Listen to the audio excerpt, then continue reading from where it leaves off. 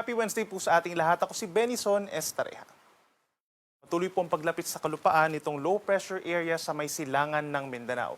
As of 3 in the afternoon ay huli itong namataan, higit 300 kilometers na lamang sa silangan ng Surigao del Sur at hindi pa rin nakikita na magiging isang bagyo. Subalit aasahan na po as early as this afternoon hanggang mamayang gabi ang mga pag-ulan na minsan ay malalakas dito po sa may Eastern Visayas, Caraga Region, Davao Region at maging dito rin po sa may Central Visayas and Northern Mindanao. Direktang epekto na po itong low pressure area. At simula po bukas ng madaling araw hanggang sa magdamag po, asahan po bukas ang mataas na tsansa ng mga pag-ulan sa malaking bahagi ng Visayas, Mindanao at Katimugang Bicol dahil din sa LPA. Samantala, yung isa pang tropical depression o sama ng panahon sa labas ng Philippine Area of Responsibility, lumakas pa at naging isang tropical storm at meron ng international name na Hagupit. Ito po ay contribution ng bansang Pilipinas. Huling namataan ng bagyong Hagupit, higit 2,100 kilometers naman sa silangan ng Mindanao, south of Mariana Islands. Base sa analysis po ng Pag-asa, inaasahang kikilos yung low pressure area sa may silangan po ng Mindanao, sa Mindanao hanggang dito sa may Southern Palawan, simula po Huwebes hanggang Sabado. Pero hindi rin natin inaalis yung tsansa na malusaw ito habang binabagtas po itong kalupaan ng Southern Mindanao. Samantala, yung isa naman po, si Tropical Storm Hagupit, kikilos pa rin ito westward or palapit sa ating kalupaan hanggang sa makapasok po ng Philippine Area of Responsibility late Friday hanggang Saturday. Sa pagpasok po niya ng PAR, papangalanan po natin ito na Kaloy. Ito naman yung local name, no? Or yung magiging pangatlong bagyo for this year, 2026, at unang bagyo sa buwan po ng Mayo. Kikilos ang bagyo generally northwestward or pahilagang kanluran habang nandito sa may hilagang bahagi ng Philippine Sea. Sumaring magkaroon ng effect directly pagsapit po ng early next week dito po sa may eastern sections ng Bicol Region and Eastern Visayas. Maaari rin magkaroon ng mga pag-uulan dito sa may silangang parte pa ng Cagayan Valley, Aurora and Quezon. By next week pa po yan. Pero nandun din yung chance base sa ating assessment na habang malapit siya sa kalupaan po ng Quezon ay humihina po ito, no? Habang mataas po yung tinatawag na shear line o yung pagkakaiba po ng hangin doon, maring makasira po ito sa sirkulasyon ng bagyong magiging si Kaloy. Habang kapansin-pansin din sa ating latest tropical cyclone potential, meron pang isang possible po na low pressure air na bubuo within this week or papasok galing po dun sa labas ng ating TC information domain, papasok po siya at maaaring kumilos, generally west-northwest po, papalapit muli dito sa ating kalupaan o sa ating Philippine Area of Responsibility at pumasok ng ating PAR pagsapit po ng early next week habang nandito sa may area po, nasa may silangan ng Luzon, yung isa pang bagyong tatawagin po natin na Kaloy. So lagi magantabay sa ating mga updates dahil posible pa mabago yung scenarios natin regarding sa track, intensity at effect nitong tatlong binabantayan po natin na potential na weather disturbances.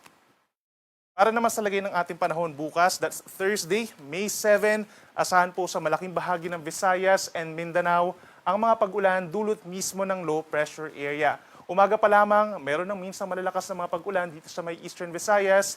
Mag-ingat na po sa banta ng mga biglaang pagbaha at pagguho ng lupa, lalo na po yung mga malapit po sa mga kabundukan. Samantala sa natitirang bahagi ng Visayas, umaga pa lamang makulimlim ng panahon at may tsansa rin ng mga light to moderate rains at minsan lumalakas pagsapit po ng hapon hanggang gabi kapag meron tayong mga thunderstorms or pagkildat, pagkulog.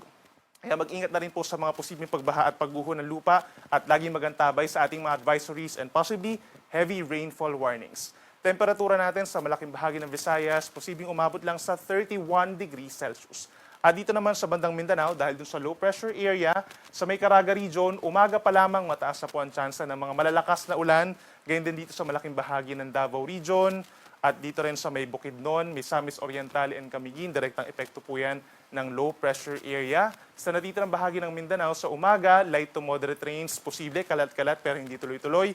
Pero pagsapit po ng hapon hanggang gabi, may tsansa na rin ng malalakas na ulan at thunderstorms sa may Soxargen, rest of Northern Mindanao, Bangsamoro Region, and Zamboanga Peninsula. Kaya mag-ingat din po sa banta ng mga pagbaha at pagguho ng lupa. At kung lalabas ng bahay for Visayas and Mindanao, make sure na meron tayong baon na payong or kapote.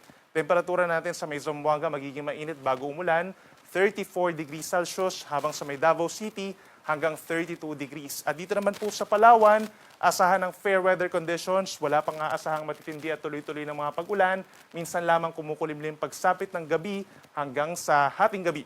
At magpapatuloy ang mga pag-ulan dito sa may Palawan pagsapit pa sa araw ng Biyernes. Sa ating mga kababayan po dito sa Luzon, umaga pa lamang may tsansa na po ng pag-ulan sa Katimugang Bicol.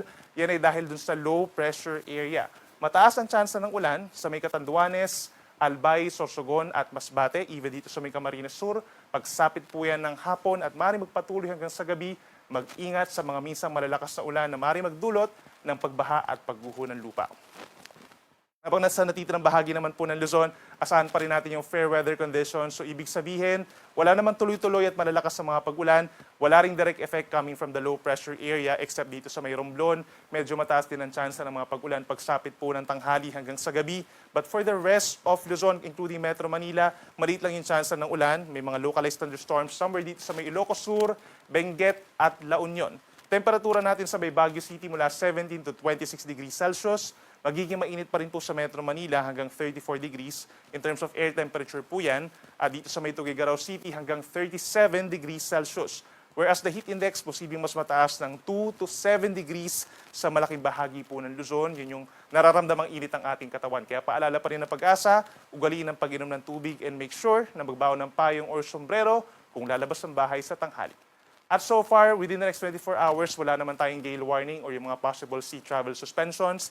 In general, kalahati hanggang 1 metro ang taas ng mga pag-alon sa malaking baybay ng ating bansa. Pero kapag meron po tayong mga thunderstorms or malalakas na mga pag-ulan, may tendency na malakas din yung hangin, kaya malakas din ang mga pag-alon, posibleng umabot sa 2 metro sa mga magkakaroon po ng thunderstorms dito sa Visayas at Mindanao. At para naman sa lagay pa ng ating panahon, from Friday hanggang sa katapusan po ng weekend, we're expecting dito sa Luzon, pinakamataas ang tsansa ng ulan. Dito pa rin sa may lalawigan po ng Palawan at ilang bahagi po ng Mimaropa pa and Bicol Region, epekto ng low pressure area. Plus dito sa may Bicol Region, mas madalas din ang mga pag-ulan pagsapit ng hapon hanggang gabi dahil po yan sa easterlies. And fair weather conditions naman for Northern Luzon, Central Luzon, Calabarzon, and Metro Manila. Asahan ng mainit at maalinsangan pa rin na tanghali hanggang sa araw po ng linggo for Metro Manila hanggang 35 degrees. Whereas for Baguio, presko pa rin from 17 to 26 degrees Celsius. Sa ating mga kababayan naman po dito sa Visayas, asahan pa rin pagsapit po ng Friday. Malaking bahagi pa rin ito ang magiging maulap at may tsansa pa rin po ng mga kalat-kalat na ulan at mga thunderstorms. Pagsapit po ng Friday ng tanghali hanggang hapon, mataas ang tsansa ng ulan sa may Western Visayas and Negros Island region. Maaari pa rin magdulot ito ng mga pagbaha at pagguho ng lupa. Pagsapit ng Friday ng gabi hanggang sa araw po ng linggo, improving weather conditions dahil either nakalampas na yung low pressure area or nalusaw na ito habang tumatawid po ng kalupaan ng Mindanao. So asahan ang bahagyang maulap na kalangitan, madalas aaraw na po, lalo na sa araw ng linggo, at may tsansa pa rin ng mga localized thunderstorms pagsapit po ng Sunday afternoon dun sa may Summer Island dahil dun sa papalapit na bagyong tatawagin po nating Kaloy. At sa ating mga kababayan po sa Mindanao, kagaya sa Visayas, pagsapit po ng Friday, mataas pa rin ang tsansa ng mga pag-ulan. Minsan malalakas pa rin po ito lalo na sa dakong tanghali hanggang sa hapon, kaya't mag-ingat pa rin sa banta ng mga biglaang pagbaha at pagguho ng lupa at posible rin pagragasa ng ating mga kailugan doon. Pagsapit naman ng Sabado, sa Zamboanga Peninsula and some areas in Bangsamoro Region, magkakaroon pa rin ng mga pag-ulan dahil dun sa low pressure area. Habang natitirang bahagi ng Mindanao, sa Sabado at sa Linggo, improve na rin po ang weather conditions. Generally, partly cloudy skies at may tsansa pa rin po ng mga pulupulong pag-ulan or pagkidlat pagkulog. Temperatura natin sa Davao, iinit sa weekend hanggang 34 degrees Celsius. Ang ating sunset ay 6:40 ng gabi mamaya at ang sunrise bukas ay 5:31 ng umaga. Yan muna ang latest mula dito sa Weather Forecasting Center ng Pag-asa. Ako muli si Benison Estareha na nagsasabing sa anumang panahon, Pag-asa, magandang solusyon.